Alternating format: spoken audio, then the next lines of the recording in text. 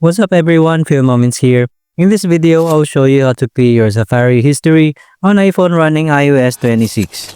If you're new to this channel, please subscribe or click the follow button to be updated with our latest upload.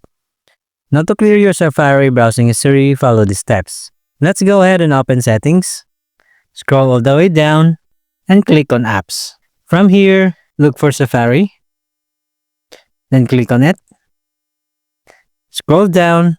Then under History and Website Data, click Clear History and Website Data. Select how much history you want to delete.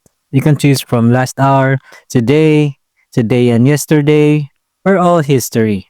In my case, I want to clear all history. You also have an additional option in here to close all existing tabs by enabling this toggle. Once you're set, click Clear History. That's it for this tutorial. For more how-to tutorials, please subscribe or click our other videos to keep on watching.